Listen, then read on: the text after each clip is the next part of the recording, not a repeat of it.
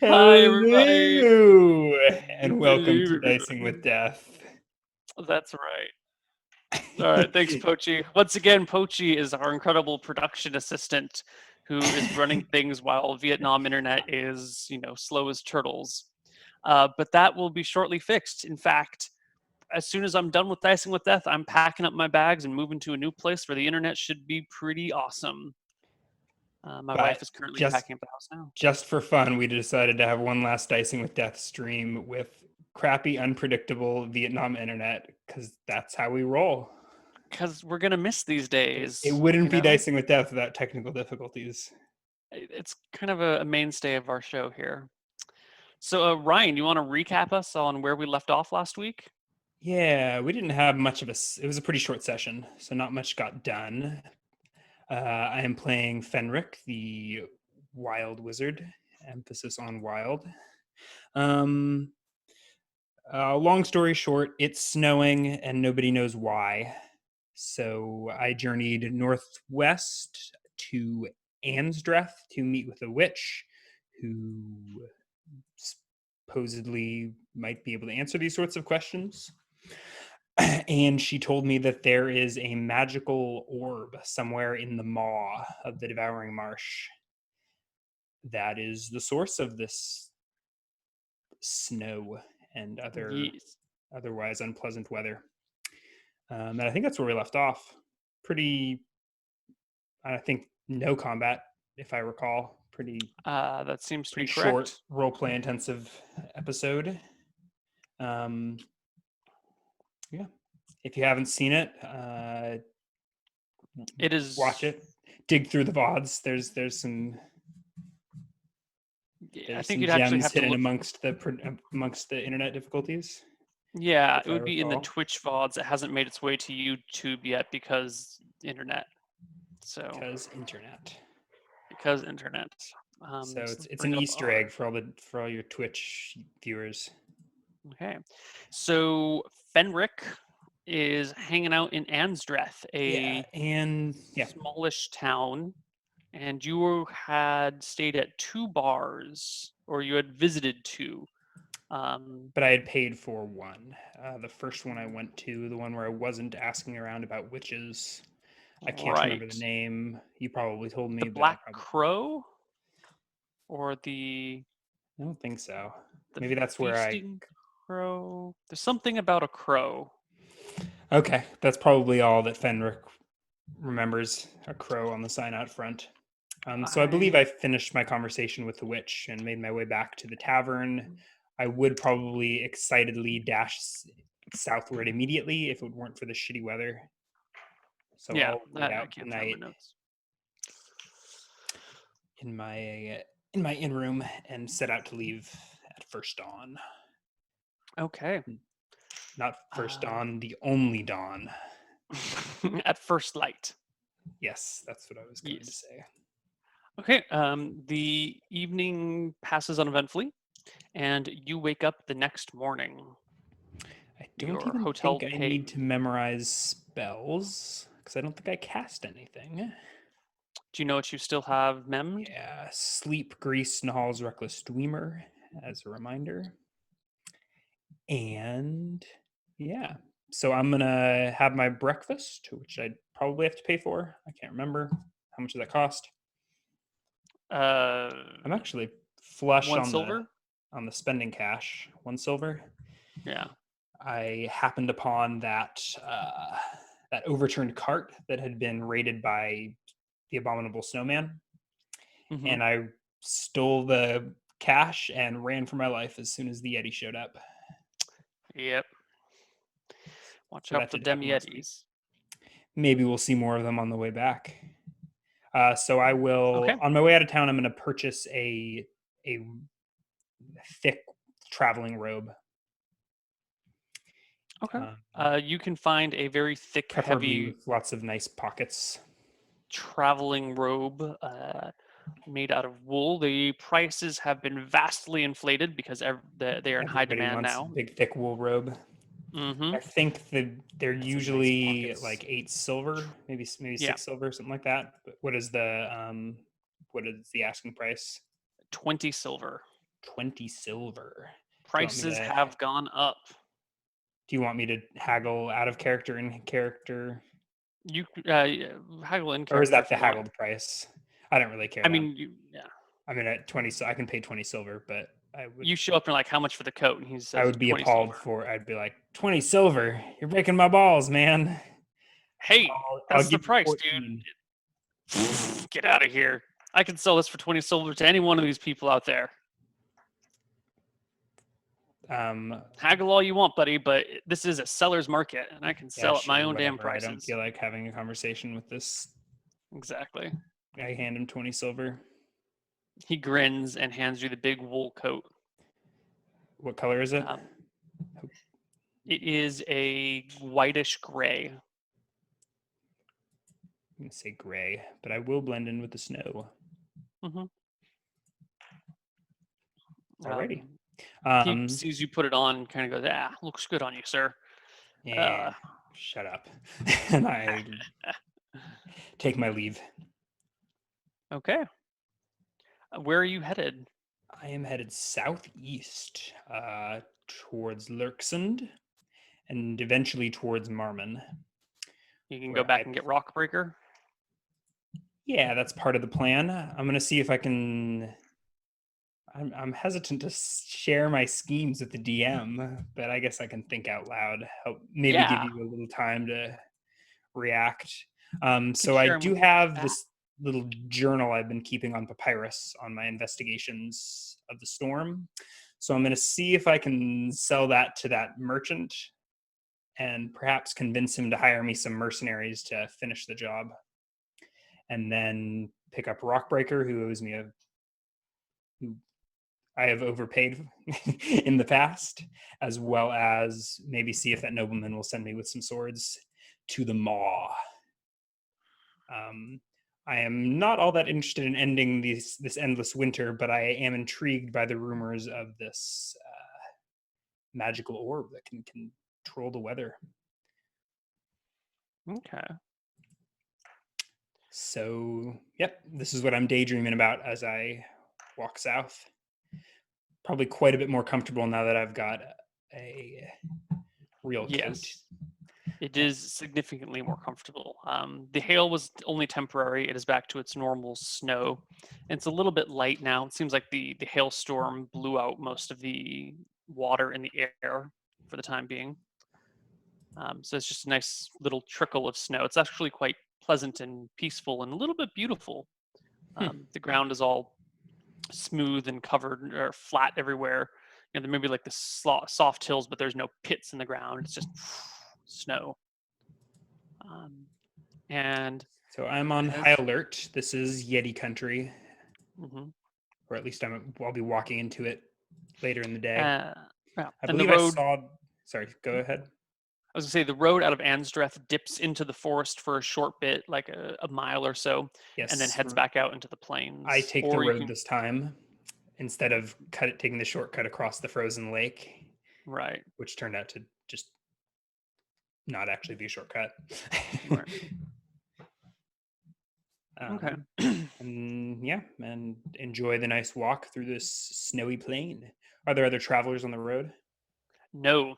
As you step out to go on the road, you notice that there are no prints leaving south of town. It looks pretty... Is there a guard at the gate? No. Anstreth doesn't even have a gate. Wait, does it have a gate? No. It's a little bigger than Lurksund. Yeah, it doesn't have a gate. Not saying much. Yeah, there's no one on duty. There's, if anyone were to be coming, you could easily, they'd probably be spotted pretty easily in the still air. And even if they weren't spotted easily, you could easily follow where they went by the tracks in the ground. Well, I tightened my belt and set off. Quarterstaff draped over my shoulder, lantern flapping with my step. The stillness of the air is eerie. You've lived around this area for a long time, and it's usually fairly hot and humid. And I mean, you did grow up near the swamps. So it's a little warmer there and a little more humid there, but still, this is areas normally full of life and teeming with birds and beasts of all kind. But it's quiet. You don't hear any birds anywhere. You don't see the movement of creatures. There's no like plants blowing in the wind. In fact, the wind is kind of died down. It's just very still cold. The only thing that you hear is the crunching of your boots through the snow, which at this point comes up to halfway up your shin. So it's Even pretty, down, pretty even deep on the snow. path, or is there no path? There is a path, but the path is buried. Basically, you can tell where it is because there's no trees in it. It's like a line that weaves in and out of where the trees would be. But Mhm. you do find kind of at certain points you'll like lose the path for a moment and then be like, oh, there's clearly a lack of trees in a line over here, and you'll make your way back. So you kind of weave in and out a little bit, but it's Yeah. So going's probably slow, but it's compared to the journey up with just my usual street clothes. This is probably a little bit more comfortable. you're much more comfortable, and you're feeling that you're like maybe you've got a grip on this whole winter snow thing. Hell yeah! You If get I'm about- gonna be the master of weather when I get my hands on that orb, I better be used to a little bit of cold and sleet, maybe lightning bolts.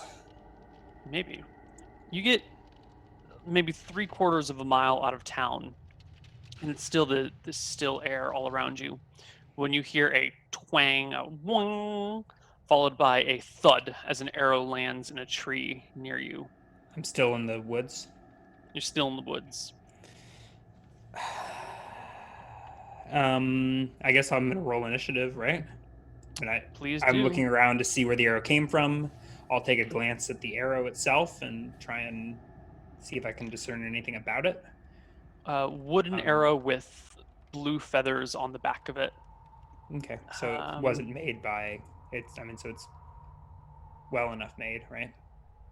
Yeah, As in, it's not. I'm not about to get ambushed by a couple of kobolds. This is probably This is some yeah, a probably civilized a creature human or someone something. who raided a civilized creature.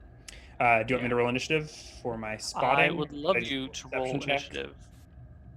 No, initiative first, all other things second.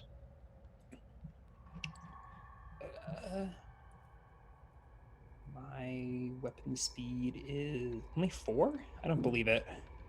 What weapon? A quarterstaff. I thought it was like 6. Yeah, 4. No, it's Nice. 4. Ouch. 13.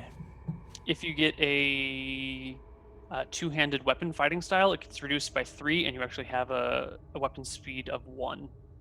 That's pretty cool. I'd never considered that, but that sort of makes sense. I mean, it's like I think like a monk with a bow stick or whatever. Which is interesting because you can't even get a dagger speed less than 1. So, in theory, quarterstaff is the fastest weapon in the game. If you specialize in it. Yeah, if you get expertise in two-handed weapon fighting style, it's not quite weapon specialization.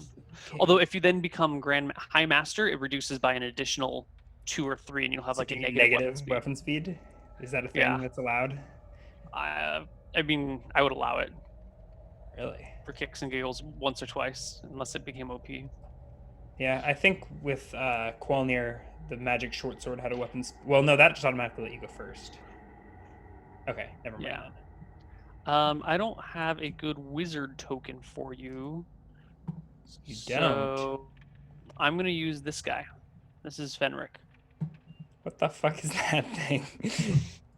It's Fenric. I don't know. I don't know how I feel about this. That's definitely supposed to be a kobold, What are you talking about? It's Fenric. or maybe a hobgoblin. Just give it a couple of fireballs and Okay. it'll be a real hobgoblin.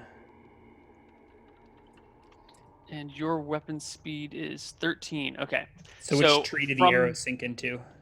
Well, I guess I'm the- about to see the creature, so it doesn't matter. Not exactly. The arrow is sticking out like that. Okay. Where's the damn? Okay, here we go. It's doing some stuff over here. Cool. So you hear I'm shouting, "Don't voice. shoot! I'm friendly!" You hear a voice echo through the woods after that. It says, "Leave your money on the ground." and move on out.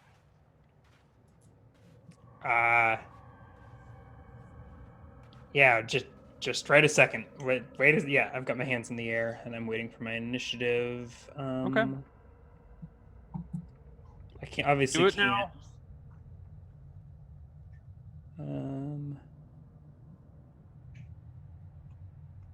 How far away did he sound from the volume of his voice?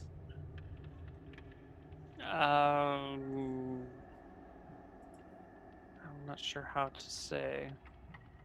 Not that far away. Like, I mean, the voice is kind of echoing through these still woods, so it's hard to tell exactly how far away. But Like it's 10 not. feet, 30 No, feet, much 100 feet? somewhere between like 30 feet and 80 feet. Okay. But it's difficult to tell through the woods, you know. Yeah. So I'm got my staff. My staff's still in my hand. What the other hand is free, and I've got them in the air. My coins, you say? All your coins. Leave them Going. down on the ground and just keep walking.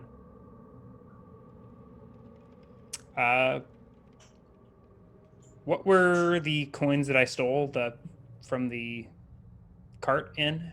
Were they in a separate coin purse? Were they in separate coin purses per type of coin? Yeah, no, they were the I'm- copper I'm- and silver were all together in one big sack. Which I probably still have in a sack. Yeah, I guess no, you know what? I'm just gonna set a pouch down full of pouch. pork rinds. Okay.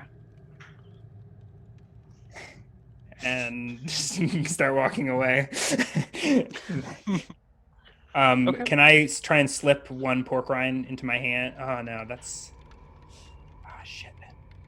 Okay, I declared it, so I guess let's roll the next round or something. All right, so you put your pork rinds down. Yeah. Okay. And start walking. And then you keep on walking. Yeah. So I guess I walk. I mean, that round I'll walk 120 yards. Okay.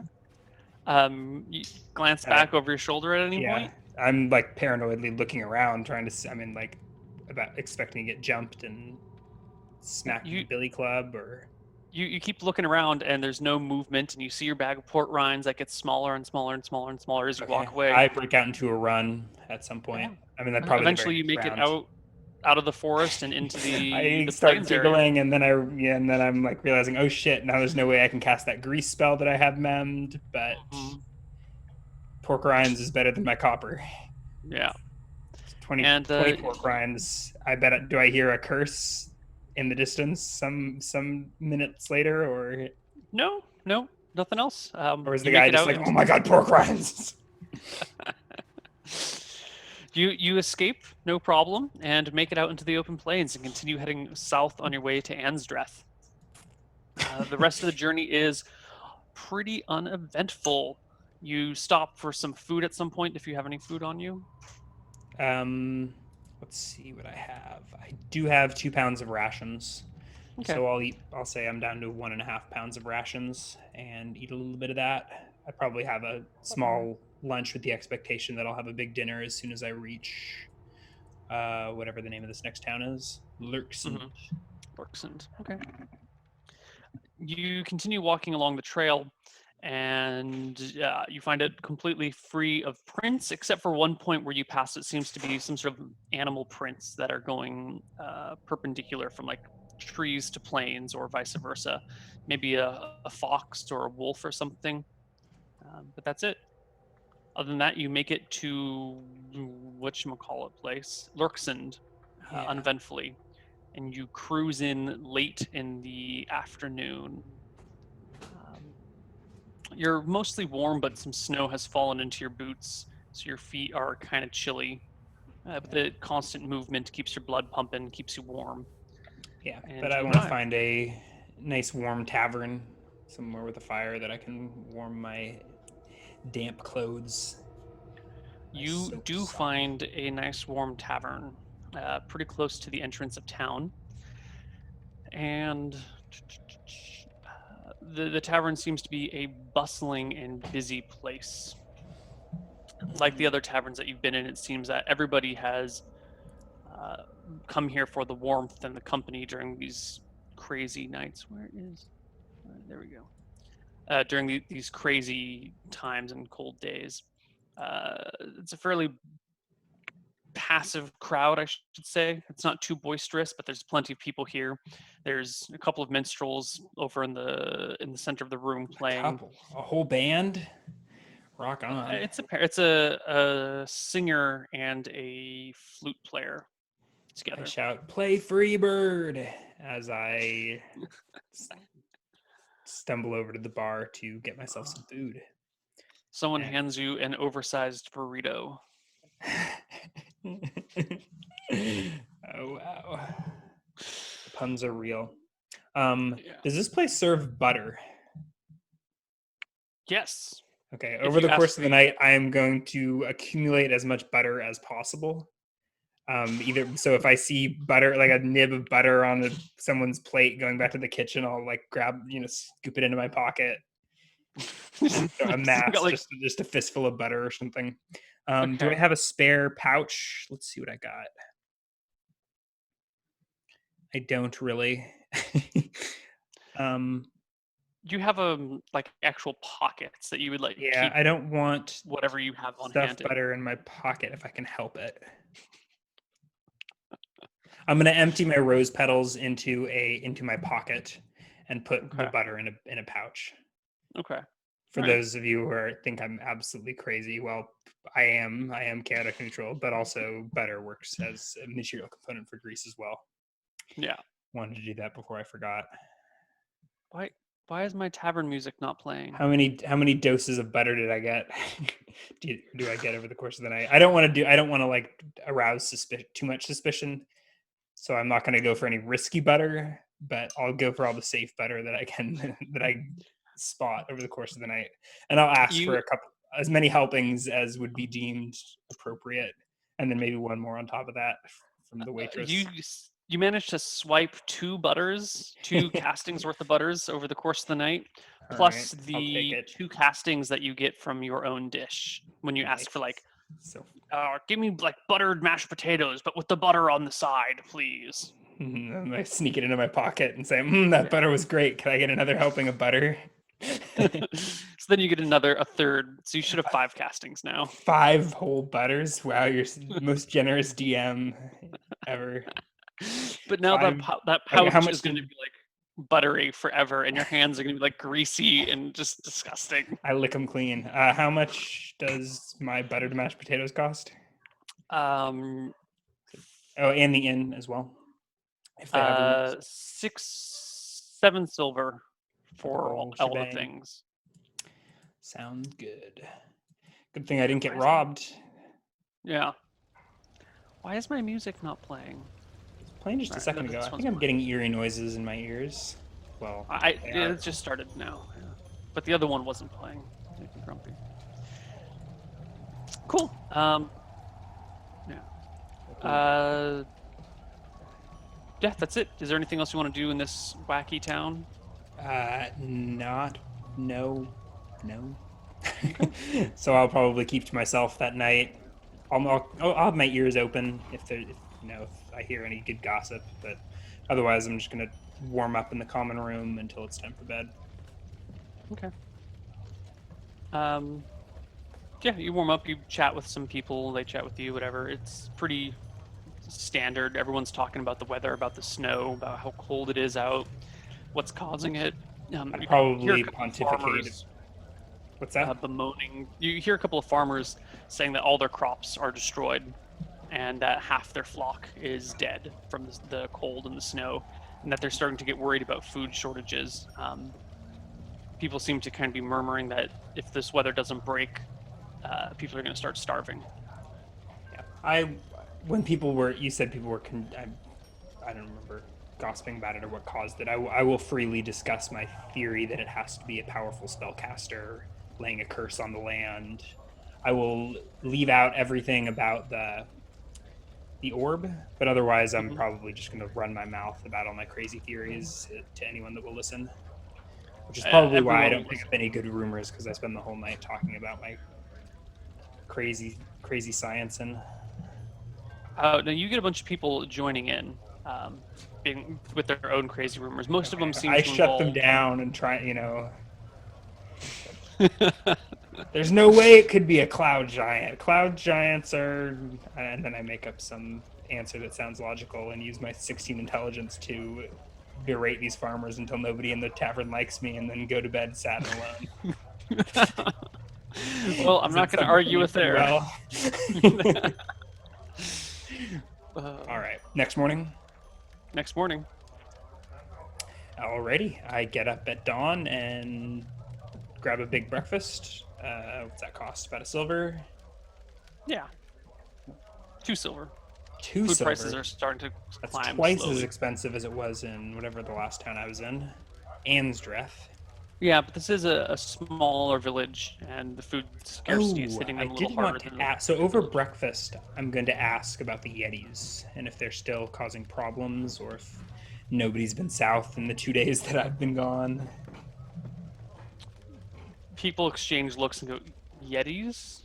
Oh, You mean those snow creatures? Yeah, Yeti's the name that I just came up for them. Tell your friends. Sounds like a good name. Yeah, they haven't come to town yet, but trade has stopped because of the roads are unsafe. I mean, not only are you gonna freeze to death out there unless you get a fine wool coat like what you have. And he says with kind of a glare, and you notice his he doesn't have a coat, but his cloak is pretty threadbare. But also, some people claim that there's strange white bears out there that stand on their legs and attack those are called people Yetis. savagely. Yeah. I was considering for a second trying to get a militia of townsfolk organized to go lynch these white bears, but I'm looking around the tavern and probably guessing that these guys are not gonna have my back in a fight. These guys all look like farmers. Yeah. You know, some of them are carrying pitchforks with them in the tavern.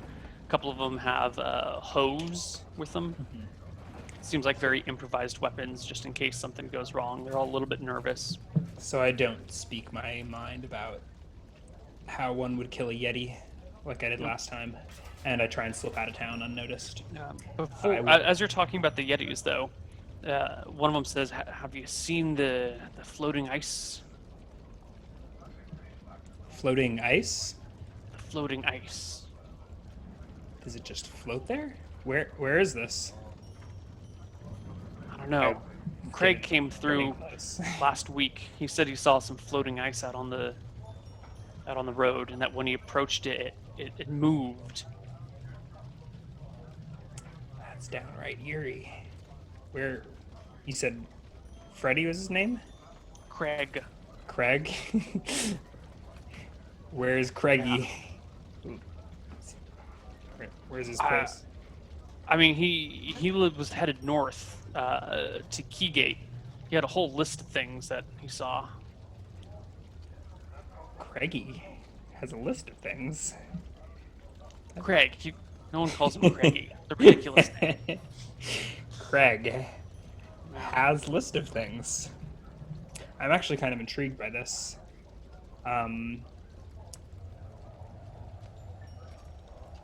Not worth going north for, but I'm thinking that list of things would make a nice addition to this manuscript I'm trying to sell to the nobleman. But meh, Keygate's too far. We'll have to go submitted without this list of things. And I will continue as planned, south, out of Lurksund. Okay, you continue on the journey the next day.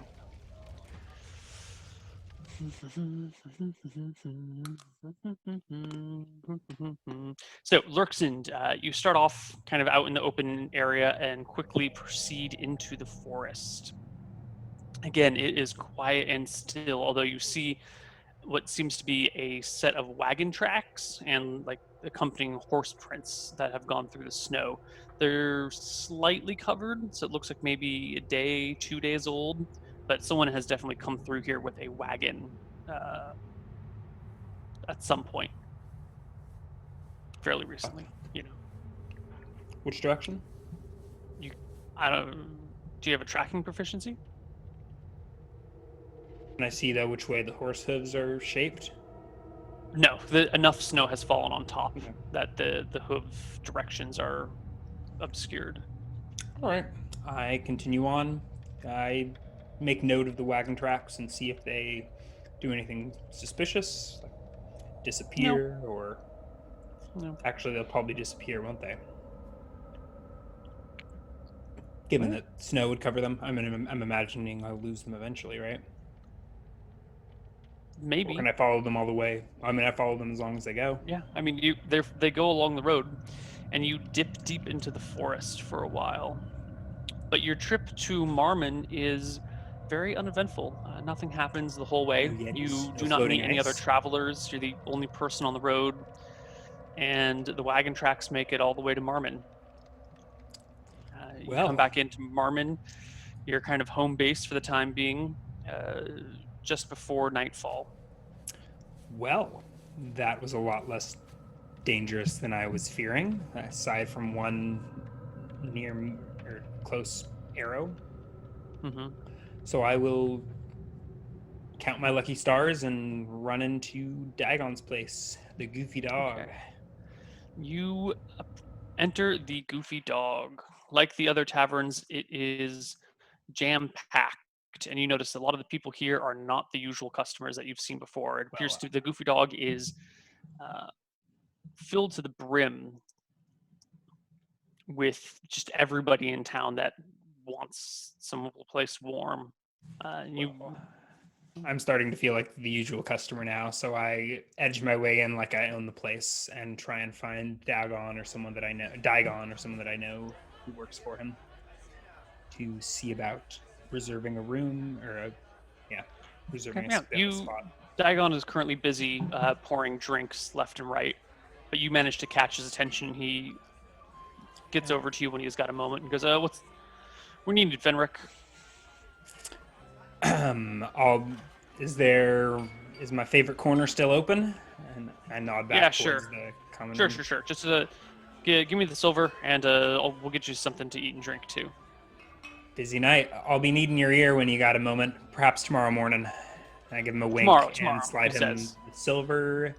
I don't know. I give him a gold and assume that I will probably run up a tab that costs more than a gold over the course of the next day or so. And So you give him 10 silver? I give him a gold coin. Okay. He and don't expect takes it, just pockets it, doesn't even say anything. And I just gestures at one of the serving girls, the young one with red bouncy hair, and then runs off to go pour another ale for someone else. The bar is fairly crowded, as I said before. If there's anything else you'd like to do, let me know. I mean, I'm gonna hang up my stuff by the fire and keep an eye on it. I'm probably not the most For now, I'm just gonna be eyeing the crowd. Do I see any trends amongst the visitors? They all seem to. You seem to see three types of people here. You've got the adventurer warrior types that are sticking together. You've got the regular townsfolk types that are sticking together, and then you have a group or a few people where you have the townsfolks with mercenaries. But most of them are pretty separate. Like, the mercenaries hang out on this side of the bar, and the townsfolk hang out on this side, and in the middle there's like a little intermingling, which all seems to be business related. Mm-hmm.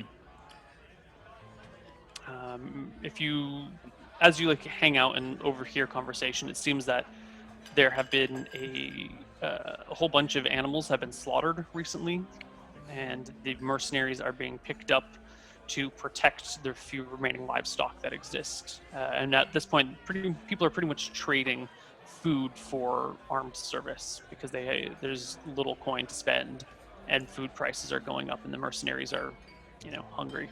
Yeah, I'll find someone who looks like they have time to talk, like someone who's not actively engaging in business, and inquire as to the nature. Townsfolk or mercenary? I actually don't care too much. Whoever looks the most approachable nearby. So pick a random person, and I will who doesn't look busy, and I'll walk up to him.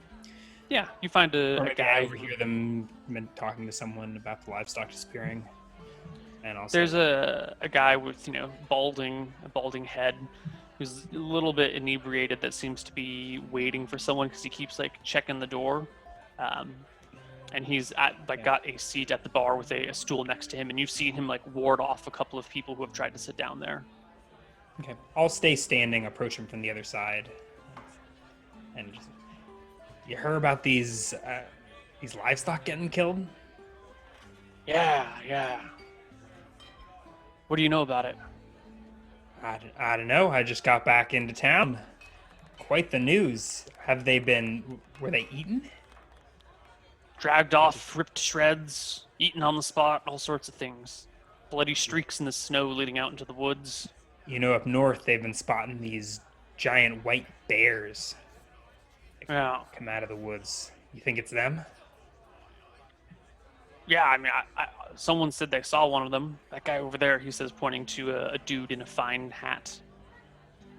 Is the man in the fine hat look busy? Yeah, he's engaged, talking to a group of 3 people. The He people seems look to be like telling a mercenaries. dramatic story with like big hand gestures Okay. and like. I'll slide over to the group and listen to the rest of his story. Okay. In particular, he's- I'm looking for his description of the creatures, or any description, any little detail that he drops, like the color of their talons, or something that I can compare to my own memory and see if he's totally bullshitting, or if he potentially saw one, or at least got a good description of one. As you like slide over, he seems to notice that you're trying to get on the conversation, like opens up the circle a little bit more to include you, eager to have an audience for his story. And he's in the middle of talking about how his one of his cows was dragged off, and the creature, just as it disappeared into the woods, looked back over its shoulder, and its beady red eyes coming out of its great fluffy white head caught mine, and I The could have one that I sworn saw he was have- gonna come and tear me to shreds. I saw his claws in old Bessie, and she was given one last final as it dragged her into the woods. I swear I've never seen a monster like that before. It must have stood 9 feet tall. Long black claws as long as a dagger. Fearsome creature. Would never want to see it again. You would best be careful. Hide your kids, hide your wives, hide your livestock, and get yourself a good sword. And other people are like, holy shit. That must have gotten my chickens. Yeah, rah. That sounds about like what I saw. If I can, I guess, yeah.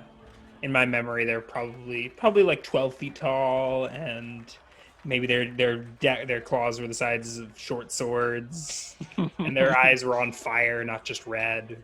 But Right. sounds about like what I saw. All right.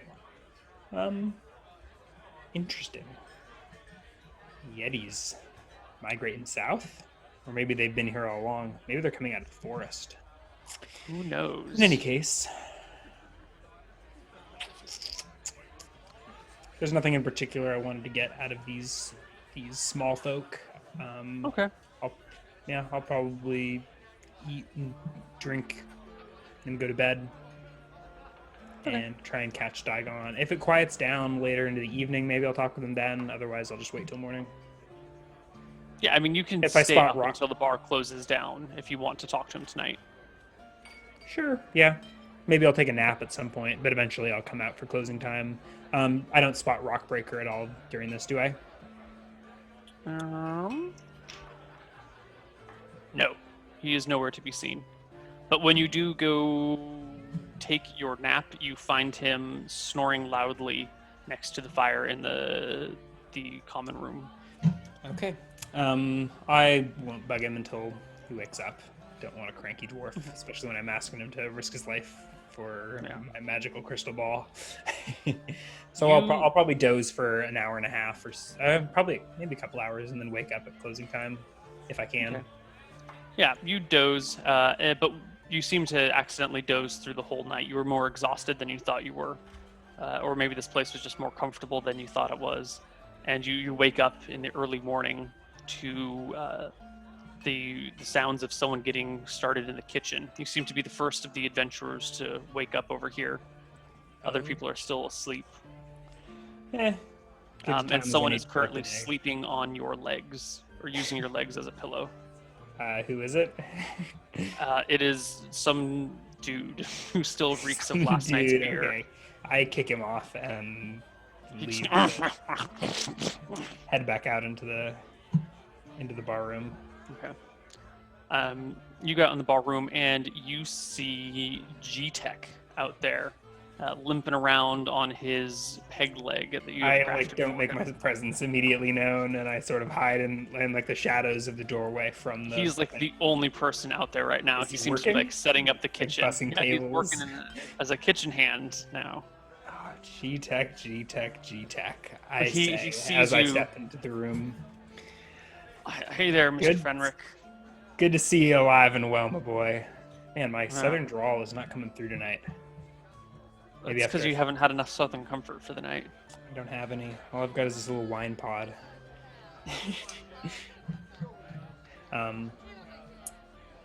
G-Tech. How's that leg? Yeah. Is he still have the same peg leg? Hasn't Mhm. broken it yet? Nope, not yet. How is it didn't know working you for were that? I didn't know you were in town, Mr. Fenric. Just got back last night. How is it working Real. for that old bear? You want to hang yourself yet? look No, around to make Mr. sure Mr. Digon Digon's been real nice. You know, I'm not as good as his other hands, but I do my best, and he pays me what he can. It's a lot better than, well, Picking than sitting at home and non-existent doing carrots. yeah. Crops are all withering. Greenhouse is still going okay though. Hydroponics. Well, we brought in a lot of fertilizer, and it helps keep it warm. Smart thinking. Yeah. This kid is depressing. Yeah, he's depressing. If so you're looking for Master Dagon, he'll be in shortly. He had a late night last night. I wouldn't expect him for a couple more hours. Can I get you some breakfast? yes, On the stove. that sounds delicious. All right. And I'll So have he myself brings you is some the fire roaring or set up in the common area yet. I'll probably No, get that he's putting started. up the kitchen fire. Kick up my Okay. feet, sprawl out, and wait for Digon to get in. Okay. And He I will keep brings an you- eye. Okay. Keep an eye I on. was gonna say he see if brings you some Rockbreaker crappy comes out. eggs. That's Crappy like eggs. They're like fried eggs that weren't fried very well. Are they undercooked or overcooked? They're undercooked a little bit. That's how I like them. Oh, all Runny. right. Well, Sometimes yeah, you can there eat you them go. raw. And you wait some time. Eventually, a few of the other people wake up, shuffle out into here, sit down, have some food. A couple of them head out to jobs that they've got. And Digon shows up. Rockbreaker is still passed out. I catch Digon's eye at some point. Does he like walk in a huff, like he's No, ready he comes in maybe a little bit tired. Hangs up his coat, goes around, sees you, gives you like give me a moment, and goes and talks to G-Tech for a little while. Starts getting the thing going. Yeah. And then stands behind the bar and goes, "Okay, you want something, Mr. Fenric?" Mr. Fenric, I like the sound of that. I will be needing the contact information for that nobleman, unless someone else has solved this mystery. Oh, yeah, he lives just to the southwest of town. There's a road, but I guess you couldn't find it anymore. Just head out of the forest into the fields, and you'll see a manor built up on a fake hill. I guess it's not a fake hill, but it's the only hill out in the plains. You'll see it out there. That's where he lives. Great. How late's Rockbreaker usually out? He shrugs. If you need All right. something, just go wake him up. Nah. He's a dwarf. He's always grumpy. Don't worry about it. Nah, I'll try and catch him before he wakes up. Thank you kindly. I'll be seeing you around. All right. I bolt out of the inn and lightly jog south out of town towards the fields. Yeah. Probably lying frozen and bare now. You start making your way through the forest out towards the open plains area. You're pretty familiar with the general layout of this region. And as you do so, you're just kind of like jogging through the trees, like when you come across this crystal. Must be about a foot tall, maybe a foot and a half tall, by half a foot wide. Kind of just kind of slowly spinning and hovering in the woods. How far away? You give me a perception check, actually. 20 plus 12.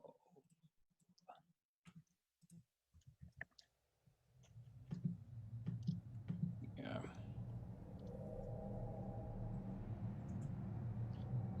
No good. You do not spot it until it is about 20 feet from you. It's approaching me? No, but you're like jogging through here, and all of a sudden you look. It's like not directly in front of you, but behind, just to the side. You're like, oh, it's a floating crystal thingy. And it's like slightly spinning, and you notice it's actually moving, like perpendicular, like it will be crossing your path. I try Like, and pause. move. I slow down to a walk, but I try and position myself in front of its path to get as close to it as possible. Yeah, you're 20 feet, so you want to get like touching range. Yeah. How fast is it moving? Walking pace. Okay. I mean, so I'll sort of walk such that I'll intersect its path at some point. And does it? As you get, you take another 3 or 4 steps towards it, and it stops its forward motion and just kind of stays there spinning slowly in a circle. I stop and stare as if stare reacting down. to your movement. Yeah. Yeah. Does it stay frozen this distance away from me, or does it start moving somewhere else? It stays frozen, and then it starts like bobbing up and down a little bit. I immediately sit down and start writing on my papyrus, describing, or like maybe do a sketch of the crystal. You sit yourself down in the snow, and all of a sudden there is the sound of glass breaking or something, and little shards of ice split off from this thing in all directions. Jesus. What is your armor class? 10. One of these shards strikes you GG. for 3 points of damage. Almost GG. Jesus. I let out a scream. And... Give me an initiative roll.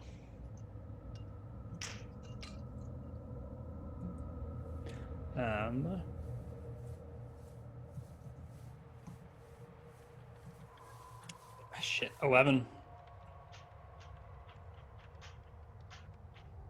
Okay, the crystal tilts forward and starts like coming straight at you as if it's trying to ram you. I thought these things were supposed to run away from me. All right. You manage to duck out of the way, and it slides past you and leaving a flurry of snow in its wake. Does it keep going? I mean, it goes past you, then slows down and like rightens itself and spins again. But by now you've gotten to your feet, and I'm gonna run as fast as I can the direction I'm heading. I'm gonna try and grab one of these shards if I can, either one that's sticking in me or one that I see on the ground. Yeah, you grab the one that's embedded in your shoulder, and as you do so, you realize it's just like a piece of ice. And you start running. Your movement is 12, but you're in difficult terrain of the snow, so we're going to say your movement is 9 through here. Okay. As you run, How long does it take to light a torch? It's one action. So I'll move what I can and light the torch while I'm running. Well, do I have enough hands for that? You can't light a torch while you're running. Like, you need to set the torch like in between your knees and use your flint and steel to get it going. Okay, then I just double run. So you look over my shoulder. Is this crystal? As you run, you look over your shoulder. You see it's tilted and speeding towards you. It makes another pass at you, as it comes at you, but you duck and it goes right over your head because it's hovering like 3.5 feet off the ground. So you fall flat into the snow and it just passes harmlessly over you. Give me an initiative roll. Fuck. Shit, 11 again. You go first this time. I'm gonna try and so that was with my quarterstaff. So I've got quarterstaff in my hands. I'm gonna ready an action to like play baseball as soon as it comes within range. Okay. But I want to escape it, so I'm gonna use my move to. At this point, I don't care if I get to the manor house directly. I'm just gonna try and get as far away from this crystal thing as possible. And Okay, so you ready your action, but you still move. Yes, exactly. And it comes right back at you. So give me an attack roll against it. 18. Ooh, that is actually a critical hit. 6 points of damage.